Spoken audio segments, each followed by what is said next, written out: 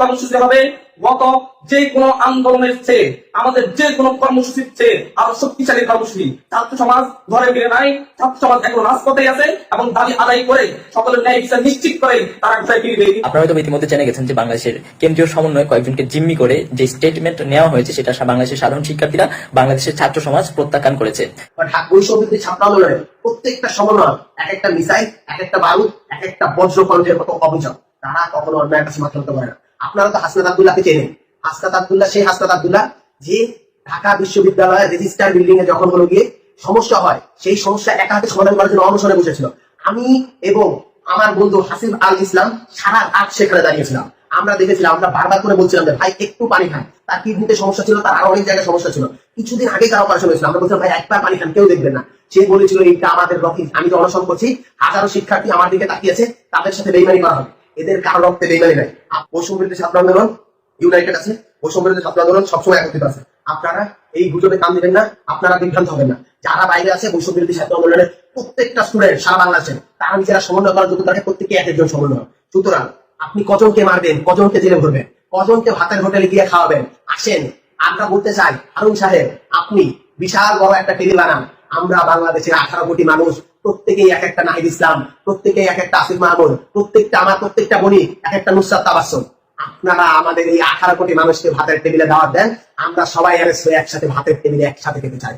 আসসালামু আলাইকুম সুপ্রদর্শক, ডিবি অফিসে বসে আন্দোলনরত 6 জন সমন্বয়ক তারা সমস্ত আন্দোলন প্রত্যাহার করে নিয়েছে। কিন্তু এটি মানতে নারাজ বাহিরে যারা সমন্বয়করা রয়েছেন এবং ছাত্র সমাজ রয়েছে। সাথে সাথে বাংলাদেশের প্রত্যেকটি বিশ্ববিদ্যালয় থেকে বিবৃতি দেওয়া হয়েছে এই 6 জনকে জিম্মি করে তাদের কাছ থেকে জোর করে এই দাবি বা এই প্রত্যাহার পত্র আদায় করা হয়েছে। এই প্রত্যাহারটি ভিডিওটি তৈরি করা হয়েছে তাদেরকে জিম্মি করে। পাশে একজন সমন্বয়ক রয়েছেন, তিনি বন্দুকের যে ইশারাটি দেখাচ্ছেন, এটিকে ছাত্র সমাজ বলছেন যে স্পষ্টভাবে বোঝা যাচ্ছে তাদেরকে জিম্মি করে এই কাজগুলো করা হয়েছে, এই কথাগুলো আদায় করে নেওয়া হয়েছে। এজন্য সমন্বয়করা সোমবার অর্থাৎ কালকে আবারও কঠোর কর্মসূচি দিয়েছেন সারা বাংলাদেশে বিক্ষোভ মিছিলের। এবং বাহিরের সমন্বয়করা এবং ছাত্ররা সব স্পষ্টভাবে বলছেন তাদেরকে জিম্মি করে তাদের কাছ থেকে এই দাবিগুলো আদায় করা হয়েছে। কারণ আসিফ মাহমুদ এবং এই নাহিদ ইসলামকে গুম করা হয়েছে, নির্যাতন করা হয়েছে, তারপরেও তারা আন্দোলন থেকে সরে যায়নি। এমনকি তারা হাসপাতালে থাকা অবস্থায় অন্যান্য সমন্বয়কদের বলেছেন আমাদের যদি কিছু হয়ে যায় তাহলে তোমরাই আন্দোলনকে চালিয়ে যাবে, কোনো প্রোপাগান্ডায় কান দিবে না। সুপ্রদর্শক, আমরা বিস্তারিত কয়েকজন সমন্বয়কের মুখ থেকেই জেনে আসবো, তারা বাহিরে রয়েছেন, তাদের মুখ থেকে আমরা জেনে আসবো। আজকে আপনারা দেখতে পেয়েছেন ডিবি অফিসে হারুনের কথা কথিত, আমরা যেটাকে মজা করে অনেকে ভাতের হোটেল বলে, সেখানে আমাদের ভাইদেরকে নিয়ে যাওয়া হচ্ছে। আমাদের ভাইরা যারা অসুস্থ ছিল তাদেরকে হসপিটালে ট্রিটমেন্ট করতে না দিয়ে তাদেরকে জিজ্ঞাসাবাদের নামে গুম করা হয়েছিল এবং পরবর্তীতে দেখানো হয়েছিল জিজ্ঞাসাবাদ। তখন আন্তর্জাতিক মিডিয়া সহ সমগ্র বিশ্ববেশী প্রেশারাইজ করেছিল, বাংলাদেশের জনতা তাদের উপর কি করেছিল, তখন তারা গ্রেপ্তার দেখিয়েছে, বলেছে জিজ্ঞাসাবাদের কথা, বলেছে তারা নিরাপত্তাহীনতায় ভোগে। তারা নিরাপত্তাহীনতায় কাদের জন্য ভোগে, কাদের ক্ষেত্রে ভোগে? আপনাদের জন্য। আপনারা তাদের নিরাপত্তাটাকে মাটিতে মিশিয়ে দিয়েছেন, আপনাদের জন্য তারা নিরাপদ। তো আজকে দেখা গেল কি আমার ভাইদেরকে জোরপূর্বক অস্ত্রের ঝনঝনা নেতে জোরপূর্বক একটা স্ক্রিপ্টেড জিনিস লিখে দেওয়া হয়েছে এবং সেটাকে বলা হয়েছে। দেখুন আমার ভাইরা স্পষ্ট করে বলে দিয়েছিল আন্দোলন চলবে, যে মাঠে থাকবে সেই আন্দোলনের লিডার। বৈষম্য বিরোধী ছাত্র আন্দোলন একটা জিনিস স্পষ্ট করেছে, আমাদের লিডারশিপ অর্গানিক ভাবে গ্রো হবে, কেউ অফিসিয়াল লিডার নাই। যে মাঠে থাকবে, যে কর্মসূচি দিবে, যে এই আন্দোলনটাকে সুন্দরভাবে পরিচালনা করবে, সেই নেতৃত্ব দিয়ে সামনে আমাদের আন্দোলনকে এগিয়ে নেবে। আপনারা এই যে 6 জন মানুষ দিয়েছেন তাদের সম্পর্কে আমি কিছু কথা বলতে চাই। শুরুতে বলতে চাই আমার বড় বোন, আমরা তাকে আয়রন লেডি বলে থাকি মজা করে না, সে সত্যিকার আয়রন লেডি। এই ক্যাম্পাসে যখন সন্ত্রাসী ছাত্রলীগরা মারতো স্টুডেন্ট অ্যাক্টিভিস্টদের, তখন সে বুক চিতে সেখানে দাঁড়িয়ে থাকতো এবং তাদেরকে উদ্ধার করে নিয়ে আসতো। সে নিজে একাধিকবার ছাত্রলীগের হামলার শিকার হয়েছে নারী হয়ে, তবুও সে কখনো পিছপা হয়নি। সেই আমার বড় বোন নুসরাত তাবাসসুমকে আপনারা চেহারা দেখে বুঝতে পারবেন কি বিশ্রী লেভেলে নির্যাতন করা হয়েছে, কিন্তু তাকে ছাড়া হয় নাই এবং তার থেকে আজকে জোর করে যে প্রশ্নটা জবানবন্দি দেওয়া হচ্ছে। এরপরে নাহিদ ইসলামের কথা আসতেছে, আপনারা দেখতে পেয়েছেন এই মানুষটাকে কিভাবে টর্চার করা হয়েছে। তাকে যে মারা হয়েছে সেই দাগগুলো কিন্তু ফেসবুক, ইউটিউব সব জায়গায় আন্তর্জাতিক গোটা বিশ্ববাসী দেখেছে তাকে কিভাবে নির্যাতন করা হয়েছে, তবু সে পিছপা হয়। তাকে দিয়ে জোরপূর্বক স্টেটমেন্ট দেওয়া আছে। আমি বিশ্বাস করি না আমার বড় ভাই নাহিদ ইসলাম শুধুমাত্র নিজের প্রাণের ভয় তার তিনি এই স্টেটমেন্ট বলেছেন। এটা স্পষ্ট তাকে তার পরিবার দিয়ে ভয় দেখানো হয়েছে। আপনারা সবাই জানেন যে তার ওয়াইফকেও আটক করা হয়েছে, তার পরিবার দিয়ে ভয় দেখানো হয়েছে, সেই সাথে তাকে হলো গিয়ে আমাদের গণরাষ্ট্রায়ন ভয় দেখানো হয়েছে। এটা আমার একটা সত্যিকার বিশ্বাস। এবং সেই সাথে আমাদের নাহিদ ভাইয়ের সহ ওখানে যারা ছিল প্রত্যেকে বিশ্বাস করতো তারা যে স্টেটমেন্টটি দেয়, তারা যেহেতু আমাদের শেষ পর্যন্ত বলে গিয়েছিল আন্দোলন মাঠে চলবে এবং ওই শহীদের রক্ত উপর পাড়া দিয়ে আমরা কেউ আন্দোলন থেকে সরে যাবো না, আমরা দাবি আদায় করে থাকবো। আমাদের বাইরে যারা ছিলেন তাদের উপর বিশ্বাস করে তারা চাপের মুখে স্টেটমেন্ট দিতে বাধ্য হয়েছিল। নয়তো বা আমার এই ভাইরা গুলি খেত, যেই কয়জন ওখানে গেছে গুলি খেলেও তারা ফিরতো না। তারা শুধুমাত্র আমাদের কথা চিন্তা করে এবং তাদের ফ্যামিলির কথা চিন্তা করেই এই কাজটা করেছে। আপনারা তাদের চেহারা দেখে বুঝতে পারবেন অস্ত্রের মুখে। এরপরে আমি বলতে চাই আসিফ মাহমুদের কথা। আপনারা দেখতে পেয়েছেন এই মানুষটা কখনো আপোষ করে না। আমি তো আসিফ মাহমুদ ভাই এর সাথে আমার যতটা বড় ভাই ছিল সম্পর্ক, তার সাথে বন্ধুত্ব সম্পর্ক বেশি। আমরা এক জায়গায় একসাথে ঘুরতে গিয়েছি, বেড়া দেখছি। সবসময় হাস্যোজ্জ্বল এই মানুষটা, যখনই কোনো সত্য এবং মিথ্যার মাঝে পার্থক্য তৈরি হয়েছে সবসময় সত্য জায়গায় নিয়েছে এবং স্ট্যান্ডলি একদম দাঁড়িয়েছিল কঠোরভাবে। আবু বকর মজুমদারকে আমরা দেখেছি, আপনারা আসিফ মাহমুদকে দেখেছেন যে তাকে বারবার ইনজেক্ট করে তাকে বারবার গ্রুপ করে দেওয়া হচ্ছিল এবং বলা হচ্ছিল অজ্ঞান করে ফেলা হচ্ছিল, তবুও সে কিন্তু তার স্ট্যান্ড পাল্টায় না। সে একদম যখনই সুযোগ পেয়েছে সে তখনই কঠোরভাবে আবার সে আন্দোলনে ফিরে এসেছে। আবু বকর মজুমদার তাকে গুম করা হয়েছিল, অন্ধকার ফেলে রাখা হয়েছিল সে সকালে। আমার বড় ভাই সার্জিস আলম, যাকে নিয়ে অনেকে সমালোচনা করছে ছাত্রলীগ হিসেবে, সে কিন্তু আজকে ইশারা দিয়ে দেখিয়ে দিয়েছিল যে গুলির সম্মুখে তাদেরকে এই নির্যাতন করা হচ্ছে। সার্জিস আলম ছাত্রলীগ কেউ থাকলেই সেটা খারাপ মানুষ হয়ে যায় এই জিনিস এখন না। সে কিন্তু আজকের দিনের গুলি করা ছাত্রলীগ না, যারা শিক্ষার্থীদের মধ্যে তারা না। সে ছাত্রলীগের আমি দেখেছি ছাত্রলীগ থেকে পদত্যাগ করার পর থেকে প্রায় প্রতিদিন সে ছাত্রলীগের কর্মকাণ্ডের সমালোচনা করতো, সরকারি কর্মকাণ্ডের সমালোচনা করতো এবং যৌক্তিক সমালোচনা করতো। সে একদম খুবই ভালো মানের ডিবেটর, খুবই ভালো মানের লেখক। আপনারা যদি তার আইডিতে যান আপনারা দেখতে পাবেন আজকে তার যে স্ট্যান্ড এই জিনিসটা নতুন না। সে অনেক আগে থেকেই বৈষম্যের বিরুদ্ধে কথা বলে, সে অনেক আগে থেকে অন্যায়ের বিরুদ্ধে কথা বলে। আপনারা যে গুজবটা একটা ছড়িয়ে দিয়েছে নানাবিধ ভাবে, আমরা বলবো সেখান থেকে সতর্ক হন। আপনারা এমন কিছু ছড়াবেন না। বৈষম্যবিরোধী ছাত্র আন্দোলনের প্রত্যেকটা সমন্বয় এক একটা মিসাইল, এক একটা বারুদ, এক একটা বজ্রকণ্ঠের মতো অভিযোগ। তারা কখনো অন্যায়ের কাছে মাথা হতে পারে না। আপনারা তো হাসনাত আব্দুল্লাহকে চেনেন।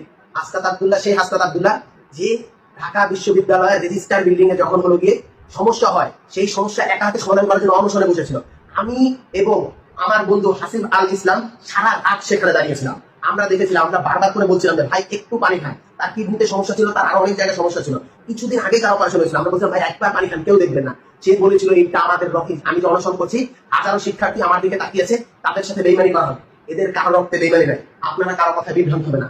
আমার ভাইরা একটা সত্যের কান্ডারি, আমার বোনের এক একটা সত্যের কান্ডারি। আপনারা দেখেছেন আরিফ সোহেলকে তুলে নিয়ে যাওয়া হয়েছে। আরিফ সোহেলের কোনো খোঁজ নেই। এই আরিফ সোহেল চিন্ত আরিফ সোহেল, আরিফ সোহেল জাহাঙ্গীরনগরের পার্থক্য তার আরিফ সোহেল। এই আরিফ সোহেল সেই আরিফ সোহেল যখন জাহাঙ্গীরনগরে গাছ কাটা হচ্ছিল, পরিবেশ ধ্বংস করা হচ্ছিল, একা পুরো প্রশাসনের সামনে যখন গ্রেড করছিল একা গিয়ে বুক চিতে দাঁড়িয়েছিল যে কোনো গাছ কাটতে দেওয়া হবে না। যদি গাছের বুকে কোপ দিতে হয় তাহলে আমার বুকে আগে কোপ দিয়ে যাবে।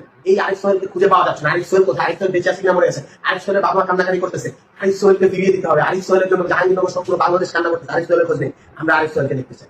বৈষম্যবিরোধী ছাত্র আন্দোলন ইউনাইটেড আছে, বৈষম্যবিরোধী ছাত্র আন্দোলন সবসময় একত্রিত আছে। আপনারা এই গুজবে কান দিবেন না, আপনারা বিভ্রান্ত হবেন না। যারা বাইরে আছে বৈষম্যবিরোধী ছাত্র আন্দোলনের প্রত্যেকটা স্টুডেন্ট সারা বাংলাদেশে, তারা নিজেরা সমন্বয় করার যোগ্যতা রাখে। প্রত্যেকে এক একজন সমন্বয়। সুতরাং আপনি কজনকে মারবেন, কজনকে জেলে ভরবেন, কজনকে ভাতের হোটেলে গিয়ে খাওয়াবেন, আসেন আমরা বলতে চাই হারুন সাহেব আপনি বিশাল বড় একটা টেবিল বানান। আমরা বাংলাদেশের 18 কোটি মানুষ, প্রত্যেকেই এক একটা নাহিদ ইসলাম, প্রত্যেকেই এক একটা আসিফ মাহমুদ, প্রত্যেকটা আমার প্রত্যেকটা বনি এক একটা নুসরাত তাবাসসুম। আপনারা আমাদের এই 18 কোটি মানুষকে ভাতের টেবিলে দাওয়াত দেন, আমরা সবাই একসাথে ভাতের টেবিলে একসাথে খেতে চাই, গোটা বাংলাদেশ খাবে। এই বলে আমি আমার বক্তব্য শেষ করছি। বৈষম্যবিরোধী ছাত্র আন্দোলন জিন্দাবাদ। আসসালামু আলাইকুম, আমি খানতালাত মাহমুদ রাফি, বৈষম্য বিরোধী ছাত্র আন্দোলন সমন্বয় করছি চট্টগ্রাম থেকে। আপনারা হয়তো ইতিমধ্যে জেনে গেছেন যে বাংলাদেশের কেন্দ্রীয় সমন্বয় কয়েকজনকে জিম্মি করে যে স্টেটমেন্ট নেওয়া হয়েছে সেটা বাংলাদেশের সাধারণ শিক্ষার্থীরা, বাংলাদেশের ছাত্র সমাজ প্রত্যাখ্যান করেছে এবং সারা দেশে সমন্বয়কদের এবং বৈষম্য বিরোধী আন্দোলনের সাথে জড়িতদেরকে যেভাবে গুম, খুন এবং হত্যা করা হচ্ছে সেই প্রতিবাদে আগামীকাল বিকেল 3টায় বৈষম্য বিরোধী ছাত্র আন্দোলন চট্টগ্রামের কর্মসূচি ঘোষণা করা হয়েছে। আপনাদেরকে পরবর্তীতে স্থান জানিয়ে দেওয়া হবে। চট্টগ্রামের যারা আছেন আপামর জনতা, সাধারণ শিক্ষার্থী সহ সকল শ্রেণী পেশার মানুষ, আপনাদের সবাইকে অনুরোধ করছি, সবাইকে আহ্বান জানাচ্ছি আমাদের কর্মসূচি বাস্তবায়ন করতে। যে যেখানে আছেন যেভাবে পারেন আমাদের সাথে এসে যুক্ত হবে। বিক্ষোভ কর্মসূচি হবে গত যে কোনো আন্দোলনের চেয়ে, আমাদের যে কোনো কর্মসূচির চেয়ে আরো শক্তিশালী কর্মসূচি। ছাত্র সমাজ ঘরে ফিরে নাই, ছাত্র সমাজ এখন রাজপথে আছে এবং দাবি আদায় করে সকলের ন্যায় বিচার নিশ্চিত করে তারা ঘরে ফিরবে ইনশাআল্লাহ। প্রিয় দেশবাসী, আজকে উদ্ভূত পরিস্থিতিতে আপনাদের সামনে আবার হাজির হয়েছে। আপনারা দেখেছেন কিভাবে আমাদের সিনিয়র সমন্বয়ক বৃন্দকে হসপিটাল থেকে অসুস্থ অবস্থায় জিম্মি করে ডিবি কার্যালয়ে নিয়ে যাওয়া হয়েছে এবং সেখানে তাদের উপর কয়েকদিন যাবৎ নির্মম নির্যাতন চালানো হয়েছিল। নির্যাতন করে, অস্ত্রের মুখে জিম্মি করে, ভয় ভীতি দেখিয়ে আজকে ডিবি কার্যালয়ে একটা অমানবিক কাজ করা হয়েছে। সেখানে তাদেরকে বাধ্য করে একটি জোরপূর্বক স্টেটমেন্ট নেওয়া হয়েছে। কিন্তু আমরা তাদের চেহারা দেখে বুঝতে পেরেছি যে এটা তাদের বিবেকের স্টেটমেন্ট নয়। তারা জিম্মি হওয়ার পূর্বে আমাদেরকে সুস্পষ্ট নির্দেশনা দিয়ে গিয়েছিলেন। বলেছিলেন যতক্ষণ পর্যন্ত না সরকারের প্রজ্ঞাপন খেলা বন্ধ হবে, যতক্ষণ পর্যন্ত না এদেশে এই বৈষম্য বিরোধী ছাত্র আন্দোলন করতে গিয়ে যতজনের রক্ত ঝরছে তাদের রক্তের ন্যায় বিচার না হবে, যতক্ষণ পর্যন্ত না আটককৃতদের মুক্তি দেওয়া না হবে, যতক্ষণ পর্যন্ত না মিথ্যা মামলাগুলো প্রত্যাহার করা না হবে, ততক্ষণ পর্যন্ত আন্দোলন চালিয়ে যেতে হবে। তারপর থেকে আমরা নিয়মিত কর্মসূচি দিয়ে আন্দোলন চালিয়ে যাচ্ছি। একইভাবে তাদের সেই নির্দেশনার আলোকে এবং তাদেরকে জিম্মি করে এভাবে স্টেটমেন্ট আদায় করার প্রতিবাদে বৈষম্য বিরোধী ছাত্র আন্দোলনের পক্ষ থেকে সারা দেশে ছাত্র জনতার বিক্ষোভ কর্মসূচি ঘোষণা করছি। সারা দেশে বিক্ষোভ কর্মসূচি পালন করবে এবং এই বিক্ষোভ কর্মসূচি হবে গত যে কোনো আন্দোলনের চেয়ে, আমাদের যে কোনো কর্মসূচির চেয়ে আরো শক্তিশালী কর্মসূচি। ছাত্র সমাজ ঘরে ফিরে নাই, ছাত্র সমাজ এখন রাজপথে আছে এবং দাবি আদায় করে সকলের ন্যায় বিচার নিশ্চিত করে তারা ঘরে ফিরবে ইনশাআল্লাহ। তো সুপ্রিয় দর্শক, আপনাদের কি মনে হচ্ছে, আসলে কি শিক্ষার্থীদের জিম্মি করে তারপরে এই বক্তব্যটি দেওয়ানো হয়েছে? অবশ্যই আপনাদের মূল্যবান মন্তব্য কমেন্ট বক্সে জানাবেন। সবসময় সত্য নির্ভরশীল তথ্য পেতে স্বাধীন বাংলা ইউটিউব চ্যানেলটি সাবস্ক্রাইব করে আমাদের সাথে থাকবেন। আসসালামু আলাইকুম রহমতুল্লাহি ওয়া বারাকাতুহু।